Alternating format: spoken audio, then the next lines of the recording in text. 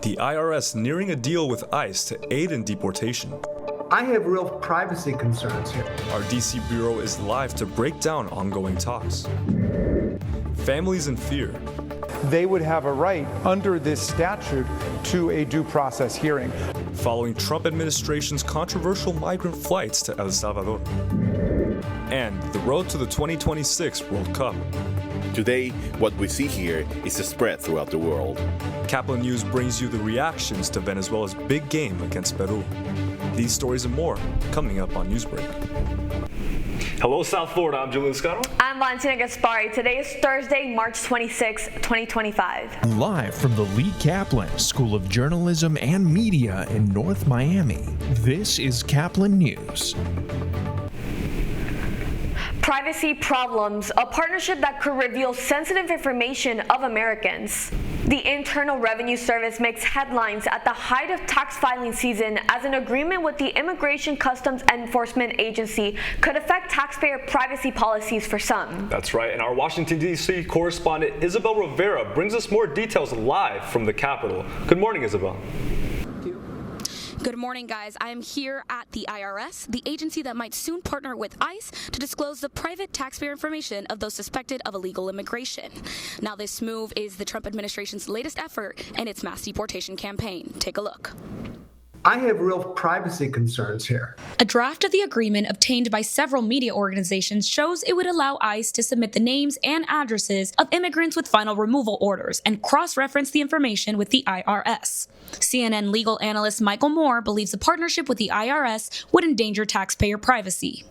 There is a process in place for a court to look at that and decide whether or not that information should be released. Current federal tax code law requires the IRS keep taxpayer information confidential. The agreement appears to make use of a disclosure exception to law enforcement agencies for the investigation and prosecution of non-tax criminal laws. Moore notes the president himself advocated for keeping his tax records private during his last term. And there was this huge claim that there would be, in fact, that this was some privacy information that should be let out under federal law. And so that's really the issue here. Among many concerns that critics have is that of simple error. Some believe the move could lead to an invasion of privacy for documented migrants and even for those born in the U.S. We're inevitably going to be encroaching on the taxes and the privacy of American citizens. Now, just last year, undocumented immigrants contributed nearly $60 billion in federal taxes. With tax day looming on April 15th, the potential agreement could pose a risk to how much the federal government makes in revenue. Reporting live from Washington, D.C. for Caplin News, I'm Isabel Rivera. Mass deportations of Venezuelan migrants are causing serious concerns as many are being removed without due process. Former President Donald Trump has defended the move, claiming it's necessary to keep criminals out of the country. Caplin News reporter Stephanie Tenya has more on the impact these deportations are having on families. The Trump administration is taking drastic measures by deporting Venezuelans accused of being linked to the Tren de Aragua gang. Many of them are being sent to El Salvador without due process, raising concerns among human rights organizations and legal experts.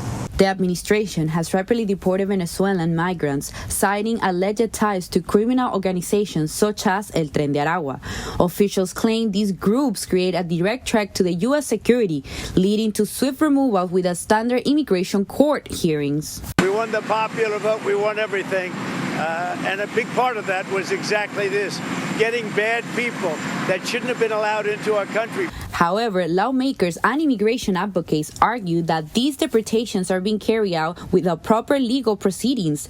Representative Jamie Raskin has strongly criticized the process, stating that this action violates fundamental rights. Of course, we're not at war with Venezuela. They've not invaded us. But even if we were at war with them, they would have a right under this statute to a due process hearing. For family, these deportations have left lasting pain. Yurliana Chacin shares a story of her brother who was deported despite having no criminal record. Pido a las autoridades norteamericanas y al presidente Bukele que se haga justicia por mi hermano porque él no es un criminal. Él no ha cometido ningún hecho criminal en ningún país. While authorities defend these measures as necessary for public safety, critics argue that many innocent individuals are being unjustly deported. Human rights groups continue to call for greater transparency and legal protection for those affected. As the legal battle continues, families of those deported insist their loved ones are not criminals. Meanwhile, experts warn that using emergency power to justify mass deportation could set a dangerous example for immigration policies in the future. Reporting for Caplin News, I'm Stephanie Tenia. And the Atlantic's Jeffrey Goldberg was accidentally added to a group chat where top officials discussed Yemen strike plans. The Trump administration downplayed it, with the Secretary of Defense Pete Hegseth denying that the war plans shared and President Trump insisting that no classified info was leaked. Nobody was texting war plans. Goldberg later published the texts revealing officials discussed strike timing, with Hegseth stating when bombs would drop. Despite efforts to discredit Goldberg, the National Security Council confirmed the text's authenticity. A family is suing Disney for not taking enough action on a cast member who filmed an up-the-skirt video of a minor. The case involves Jorge Diaz-Vega, who took the video of a 14-year-old girl from Michigan visiting with her grandmother. According to the girl's family, Diaz-Vega filmed a video up the girl's dress as he purposely dropped a toy onto the ground. Investigators stated the suspect confessed he has been recording up the skirts of female guests for about 6 years. The family believes Disney should have taken this seriously from the beginning. Another cast member had a similar experience before this case, reporting it to a supervisor. Diaz-Vega is currently facing charges. And Florida leaders are taking steps to help the homeless. Orlando City leaders approved a plan to spend up to $3 million over the next 3 years on 2 so-called Dignity buses to serve as emergency mobile shelters for the homeless. Although opponents argue the shelters aren't necessary, the Christian Service Center will partner with the city on this new effort, operating the buses. March is Endometriosis Awareness Month, a time to shed light on a disease causing women pregnancy issues. As Caplin's Aaliyah Whitney reports, one woman explains her journey suffering endometriosis and the signs everyone should know. Every month for days, it would feel like I was giving childbirth. For 16 years, Sage D'Amato said she lived with unbearable period pain, thinking it was just part of being a woman. It got so bad that I would have to go to the emergency room at local hospitals. D'Amato says that was the last straw. At age 31, doctors at Northwestern Medicine discovered she had severe endometriosis that was blocking her ureter. It's around 10% of all women in the U.S. May have endometriosis and don't really know they have it. Dr. Magdi Milad said it's common for women to get a delayed diagnosis, as they're told it's normal to have painful periods. That's why he says advocating for yourself is critical. While endometriosis can be asymptomatic, there are red flags, including extreme pain in the abdomen, lower back and pelvis, during or after sex, intestinal pain, or painful bowel movements.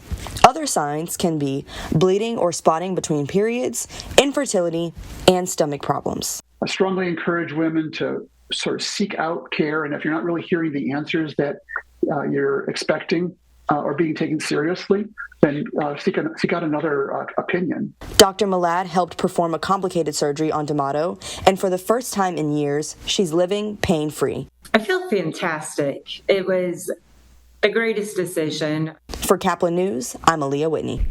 And preparations underway in downtown Miami as the Ultra Music Festival takes over Bayfront Park starting tomorrow. Officials are ramping up security measures to ensure the safety of those attending the event. Caplin News reporter Jacqueline Pecker attended this week's press conference and has more details. It's Miami Music Week, and one of its most iconic events is the Ultra Music Festival. City officials and event representatives gathered here at the Seafair Yacht in downtown Miami for a press conference briefing what's to come at the event.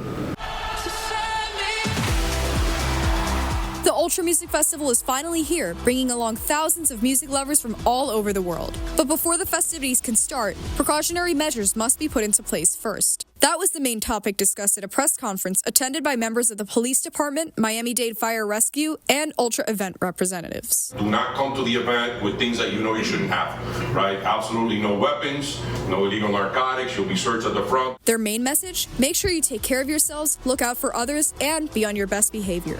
We ask people that if you're feeling bad or you see something or you see someone that's having a medical emergency, please bring them to us so we can care for them immediately. Hydration is very important. There's going to be hydration stations throughout Ultra where you can fill your water bottles and drink plenty of water because it's going to be hot. People are there for a very long period of time. But the festival isn't just taking care of people. In collaboration with organizations such as Clean Miami Beach, Ultra takes care of the surrounding wildlife too.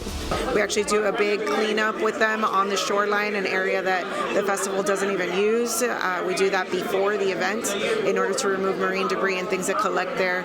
This year we collected 500 pounds of trash in only 2 hours. In the past, that number has been up to 1,000 pounds of trash. And finally, they address one of the biggest concerns Miami residents know all too well, the traffic. Traffic in Miami is crazy enough as it is, but when you add this, we'll be shutting down Biscayne Boulevard northbound, right in front of Bayfront Park from the Intercontinental to Bayside, from Thursday night at 7 p.m. all the way to Monday morning at 7 a.m. So if you're coming, like I said, exercise patient, practice rideshare or public transportation, the Metro Mover leaves you right up front of Bayside or Bayfront. Ultra is celebrating its 25th anniversary this year, bringing together fans from all over the world for 3 days full of fun and music festivities.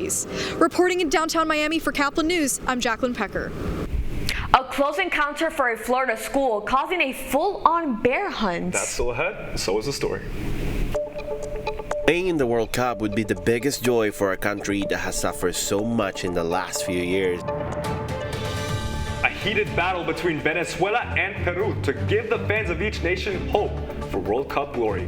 Newsbreak will be back in 2 minutes.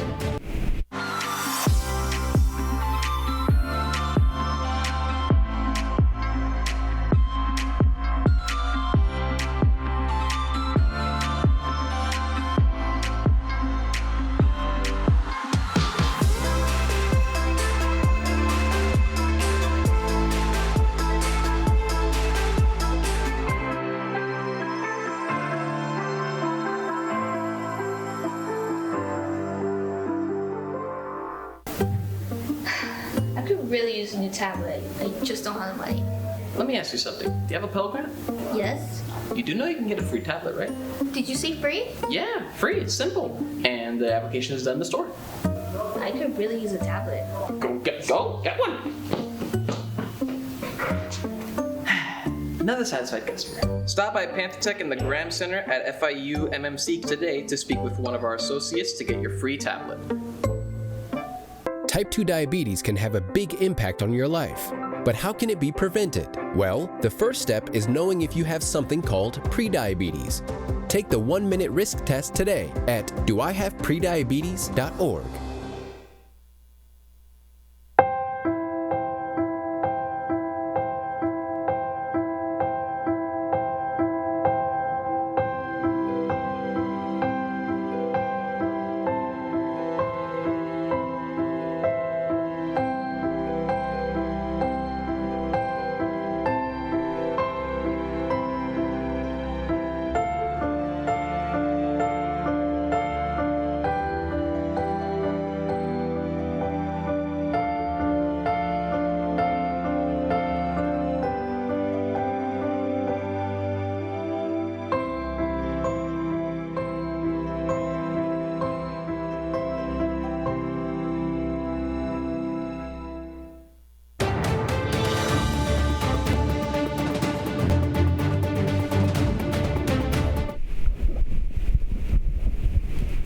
La Vino Tinto victory. A community has its sights on a global dream. This week, an event in Wynwood brought together the Venezuelan community through a common dream, qualifying for the World Cup. That's right, and Caplin News reporter Mauro Rueda has more on the hopes and dreams of this passionate fan base. I'm here in Wynwood, where the Venezuelan community is coming together to watch their soccer national team face Peru in a crucial match for the World Cup qualifiers. Despite being far from home, these fans are united by their love for their country and still dream of singing the Venezuelan national anthem in the World Cup for the first time ever.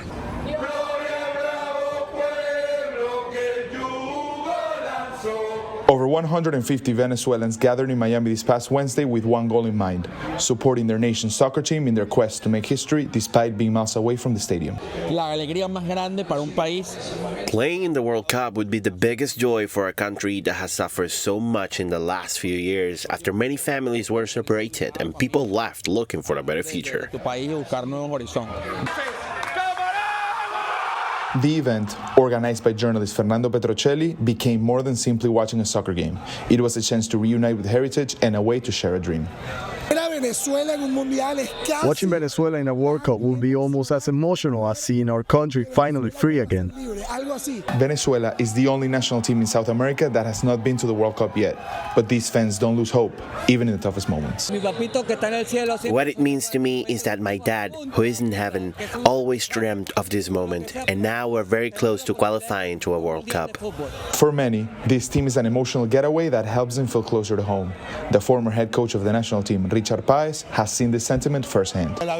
More than just a football team, La Vinotinto is a national sentiment, a patriotic symbol for Venezuelans. Today, what we see here is spread throughout the world. This passion was rewarded with a 1-0 win over Peru that represents a huge step in the right direction for Venezuela.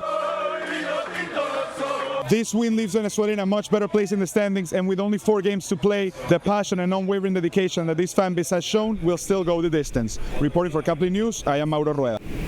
And another encounter with a Florida black bear as the state continues to weigh in the possibility of a bear hunt. On Monday, a bear sat in a tree in a middle school in Seminole County before it finally turned to nearby woods. Kendall Thomas Williams, a teacher at Markham Woods Middle School, says most of her students were excited to see a bear in the tree after a message was sent out by the school's principal. I just named the bear. His name is Wrigley, and I'm super excited about it. Okay. Florida wildlife officials warn that if you do see a bear, give it some space, don't try to approach it, and never feed it. And that's all the time we have for Newsbreak this morning. I'm Valentina Gaspari. And I'm Julie Lascano. Get more news anytime at caplinnews.fiu.edu.